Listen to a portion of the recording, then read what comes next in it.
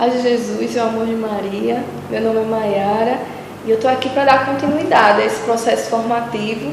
O tema da formação de hoje será Lexio Divina. E antes que a gente possa iniciar essa formação, eu gostaria que você colocasse um pouquinho a mão no seu coração, que a gente possa fazer uma breve oração inicial, entregando esse momento, entregando tudo aquilo que será formado, tudo aquilo que será colocado aqui. Que você possa fechar um pouquinho os teus olhos aí e que possa pedir o Espírito Santo de Deus, para que o Espírito Santo de Deus venha iluminar as suas faculdades mentais, para que o Espírito Santo de Deus venha iluminar o nosso coração, para que essa formação venha a ser uma formação frutífera na minha vida, frutífera na sua vida. Vinde, Espírito Santo, enchei os corações dos vossos fiéis e acendei neles o fogo do vosso amor. Enviai, Senhor, o vosso Santo Espírito, e tudo será criado, e renovareis a face da terra. Oremos. Ó Deus, que instruíste os corações dos vossos fiéis com a luz do Espírito Santo, fazei que apreciemos retamente todas as coisas, segundo o mesmo Espírito, e gozemos sempre de sua consolação, por Cristo, Senhor nosso. Amém.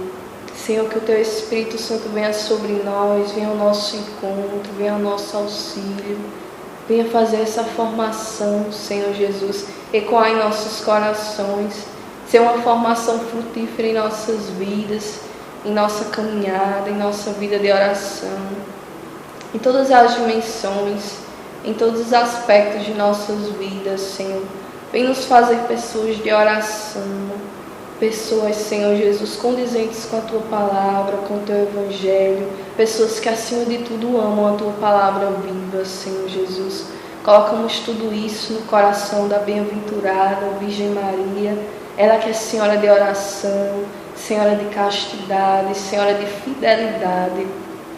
Mãezinha, roga por nós, roga por cada missionário, roga por Jesus no litoral, por esse processo formativo, por aqueles que receberão o impacto do anúncio da Boa Nova, Mãe.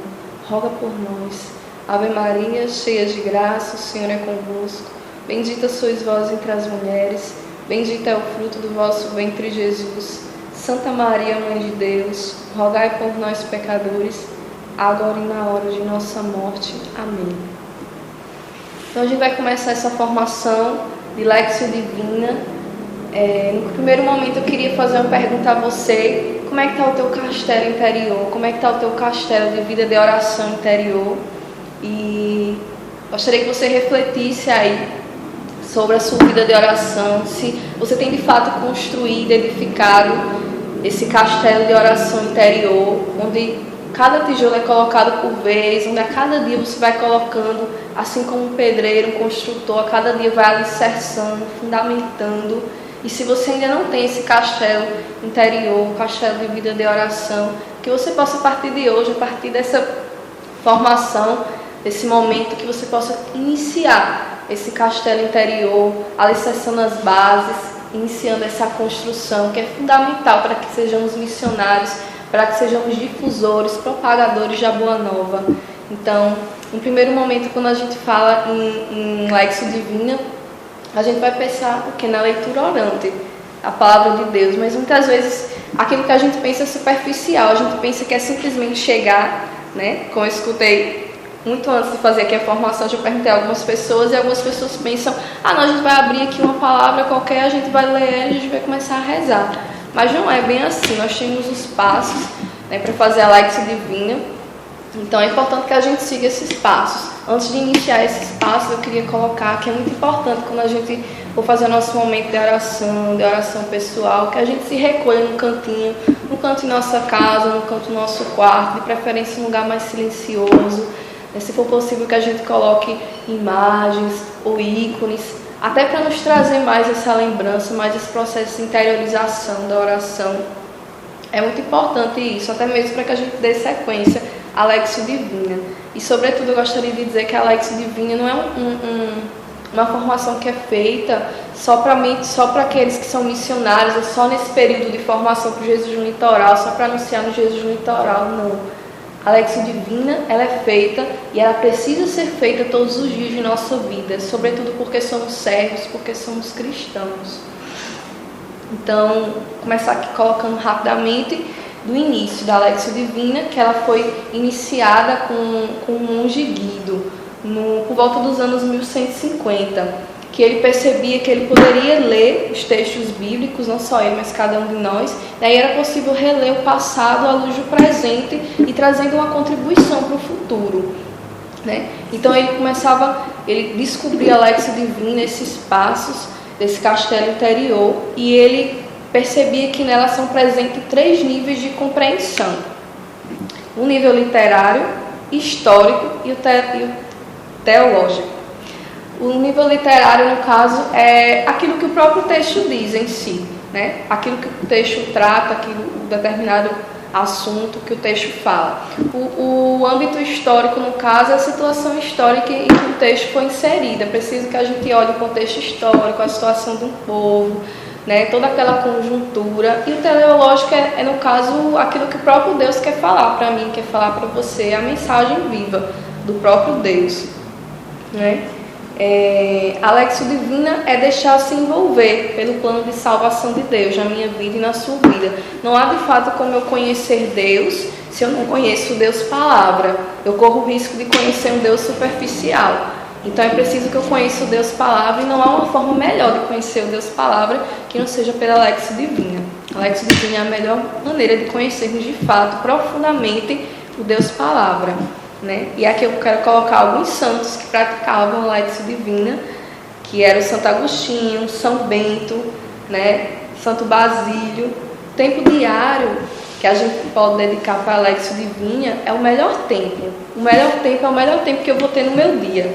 Eu queria que você se perguntasse: qual é o melhor tempo que eu tenho no meu dia? Qual é o melhor tempo que você tem no seu dia? Porque muitas vezes a gente pensa que o melhor tempo é: vou deixar para rezar só quando eu dormir. Mas e aí, por exemplo, quando eu vou dormir eu estou cansada. E aí eu não consigo fazer a Lexio do jeito que ela tem que ser feita, porque ela não pode ser feita rapidamente, em 5, 10 minutos. A Lexio Divina, ela requer um tempo, requer um momento separado. Até aconselho que você separe 40 minutos, 1 hora. O Nacional, ele indica, no projeto Amigos de Deus, o Nacional indica que a Lexio Divina seria boa que fosse, o melhor momento para ele seria que fosse pelo período da manhã. Mas aí, assim, se esse não é o seu melhor tempo, então que você faça no seu melhor tempo. Se é depois do almoço, não sei. Mas é preciso que você escolha com cuidado o seu melhor tempo. O Concílio Vaticano II, no seu decreto Dei Verbo 25, ratificou e promoveu a restauração da Lexio Divina. Porque era um tempo em que a Lexio Divina estava sendo perdida na igreja, como se as pessoas estivessem se esquecendo. Então, com o Concílio do Vaticano II, foi esse momento de decretar a importância da Lexio Divina, a importância de trazer a Lexio Divina para o nosso contexto, para o nosso dia a dia, para os cristãos, para os católicos de modo específico. A oração em comum é que eu queria colocar, que a oração pessoal, muitas vezes a gente pensa na oração pessoal como se ela fosse fragmentada da oração comunitária. A oração comunitária, no caso, é a oração que a gente pode fazer aqui no grupo de oração, no seu grupo de oração, na equipe, ou no núcleo, ou no próprio Missão Jesus no Litoral. A oração comunitária é essa, todos juntos, né? E a gente às vezes pensa nessa oração pessoal como se fosse algo fragmentado. Na verdade, não é. Quando a minha oração pessoal ela tem qualidade, ela tem profundidade, culmina na oração comunitária, e a oração comunitária passa a ser mais fecunda, frutífera. Então, interage em todas as áreas da sua vida, não só na oração comunitária também, mas em todas as dimensões e aspectos. Por meio da Lexio Divina, a palavra pode ser transferida para a vida, iluminando-a com a sabedoria do Espírito Santo. E aqui a gente já vai aqui para os passos da Lexio Divina, e eu gostaria que você prestasse muita atenção. São 4 passos e eles são em ideias sequenciais, não pode, um não tem como intercalar o outro, precisa ter uma sequência, né? É importante que a gente tome um texto, né, um texto das Sagradas Escrituras. Você pode pegar ou algum texto assim aleatório, ou de fato pegar a liturgia diária, ou ainda a gente tem algumas comunidades que elas oferecem, né? O passo a passo da Lexio Divina, e oferecem cada dia uma meditação, cada dia elas colocam uma leitura, que é o que a gente chama de caderno de oração pessoal. Aqui eu vou mostrar para vocês, que é o que eu utilizo, que é o Feliz os que ouvem a palavra de Deus, e cada dia aqui, olha, vai mostrar cada dia vai ter uma palavra. Cada dia tem uma palavra e tem toda uma meditação. Às vezes você pode ter dificuldade de fazer Lexio Divino, está iniciando agora esse processo. É bom. E no que vai ter aqui essa palavra, cada dia é uma palavra aleatória, mas aí que se encaixa com a sua vida, com aquela situação. Isso aqui é da comunidade Shalom, mas assim, tem de diversas outras comunidades. Você pode estar procurando para te ajudar nesse processo de aprofundamento na Lexio Divina, né? Então, os 4 passos, né, para a Lexio Divina vão ser leitura, meditação, oração e contemplação. Então, a gente vai ver cada passo desse detalhadamente. Depois que a gente vê os passos, a gente vai fazer rapidamente de modo que você possa aí dar continuidade em casa e aí dar continuidade a esse processo de aprofundamento da Lexio Divina. O primeiro passo é a leitura. Então, o que é essencial na leitura? Primeiro é você quebrar os seus conceitos formados, porque muitas vezes a gente escuta uma leitura 1, 2, 3, 10 vezes, 20 vezes em pregações, ou já ter lido várias outras vezes, a gente não quer se colocar para ler novamente. Eu já conheço aquela leitura, eu já sei. Mas assim, é importante a gente perceber que sempre Deus tem algo novo a falar e sempre vai ter um ângulo diferente que eu ainda não tinha percebido ali naquela leitura. Algo novo que eu não tinha percebido, talvez pela minha desatenção ou por ler superficialmente. Então, é importante, aí você pode até pensar, Mayara, eu vou ter que saber decorado. Mas você sabe o que é saber decorado? Saber decorado é saber de cor, saber de coração. Então, Maria, como ninguém, ela pode ser essa que nos ensina a saber de coração. Porque assim como diz, até anotei aqui, lá em Lucas 2, 19, 51, Maria é aquela que guardava tudo no seu coração, é aquela que meditava todas as coisas e as mantinha guardadas no seu coração. Então é importante que a palavra de Deus ela se mantenha de cor, sim, guardada em nosso coração. Então, o primeiro passo é a leitura. Você vai ler 4 vezes um versículo, um capítulo. Não sei se você escolheu, por exemplo, Isaías 31, estou dando um exemplo. Então você vai pegar Isaías 31 e ler, por exemplo, do 1 ao 10. Então eu vou ler 4 vezes o trecho, sempre a meia voz. Por que a meia voz? Porque quando eu vou lendo a meia voz, eu vou assimilando melhor, vou estar utilizando um outro sentido e eu vou estar não só escutando, mas assim, fixando melhor mesmo na minha mente. Então você vai ler 4 vezes a meia voz e depois que você ler as 4 vezes a meia voz, nesse momento você vai se fazer uma pergunta, que é o que o texto diz. Quando você estiver lendo as 4 vezes, você não vai ficar fazendo reflexão, trazendo já para a sua vida, ou tentando encaixar em alguma situação da sua vida, não. Você vai parar e pensar nesse momento de leitura, o que o texto diz. E aí você vai perceber nos detalhes do que o texto diz. O ambiente, o desenrolar dos fatos, os personagens, os diálogos, a reação das pessoas, procurando perceber os pontos mais importantes e as palavras mais fortes daquilo que o texto diz. Após você ler as 4 vezes, você vai passar para o segundo passo, que é a meditação, que é o que o texto me diz.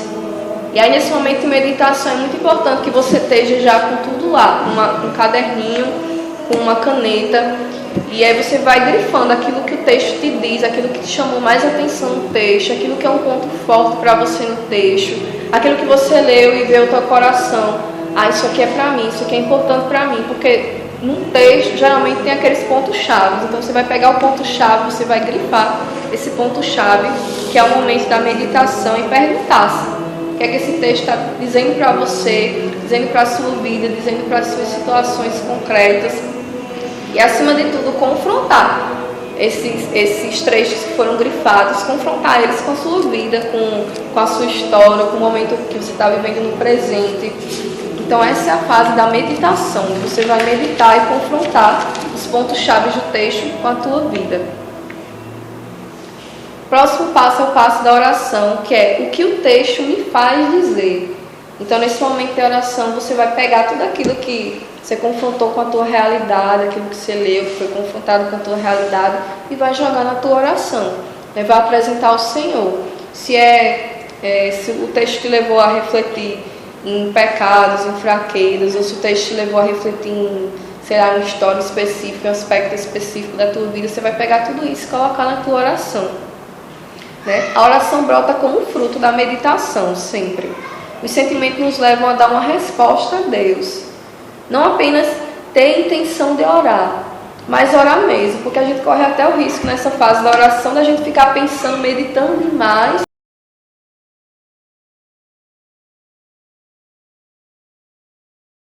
Nesse momento da oração, seja de louvar a Deus, de agradecer a Deus por aquela palavra, ou de pedir discernimento maior a Deus, daquela palavra na tua vida, em que situação ela se encaixa, né? E aqui eu vou até utilizar uma frase de Santa Teresa de Ávila, quando ela diz: não importa muito o grau de sua oração, o importante é orar e ser fiel a cada dia, o resto entrega a Deus e Ele o fará. Então é importante nessa fase você pensar nisso, não pensar em minha oração vai ser profunda, minha oração é superficial, não. Traga a verdade do seu coração e joga na oração, baseado na palavra. O próximo passo vai ser a contemplação.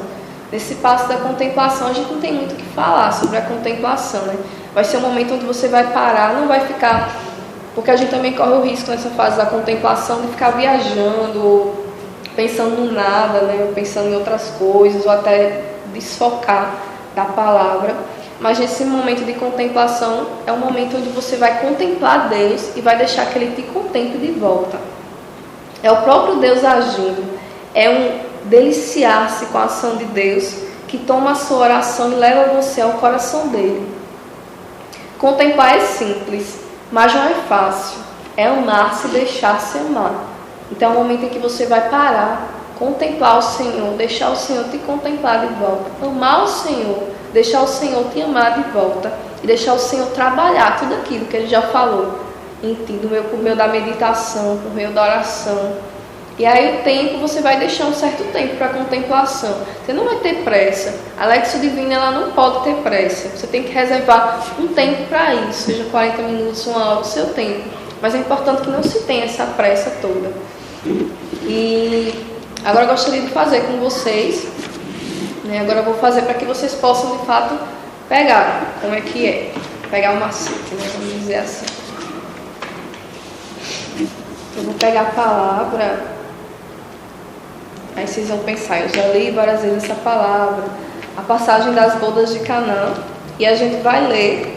Claro que não vai dar para fazer, aqui eu vou fazer a leitura com vocês, não vai dar para fazer a oração, a meditação, mas aí eu vou fazer a leitura e vou fazer uma breve meditação, né, com vocês, só para vocês perceberem como é que é.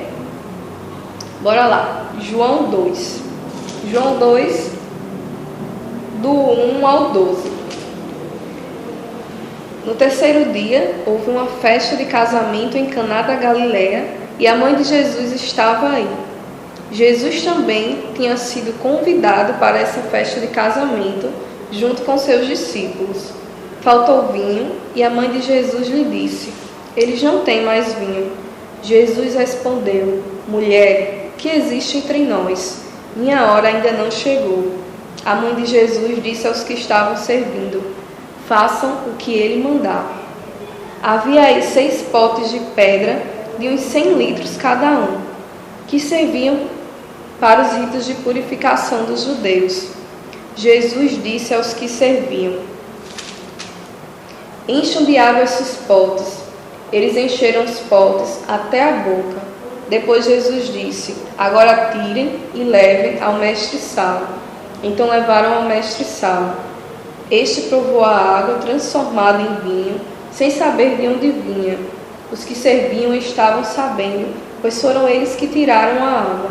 Então o mestre-sala chamou o noivo e disse: todos servem primeiro o vinho bom, e quando os convidados estão bêbados, servem o pior. Você, porém, guardou o vinho bom até agora.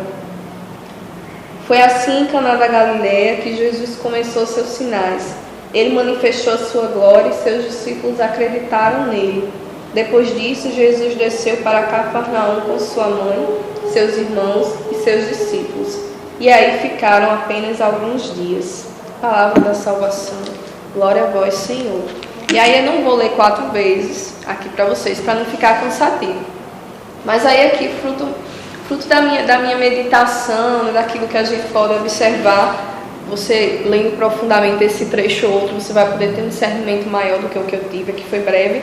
A gente pode perceber, por exemplo, que aqui no versículo 3, o desespero começa a ser tão grande, talvez a gente lendo corriqueiramente a gente não perceba, mas o desespero começa a ser tão grande, porque faltou o vinho, que começa a repetir aqui. Faltou o vinho e a mãe de Jesus lhe disse, eles não têm vinho. Repetiram 2 vezes que eles não tinham vinho, para deixar claro que aqui já estava ficando preocupante a situação.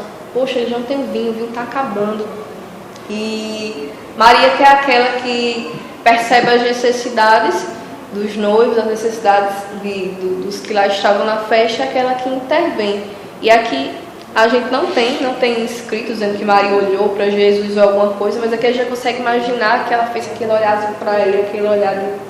E aí, filha, acabou o vinho. Você pode ou não adentrar nessa situação e fazer um milagre, né? Outro ponto que a gente pode perceber aqui, por meio da meditação, né? Meditação que eu já fiz anteriormente, é que... Deixa eu ver qual é o versículo.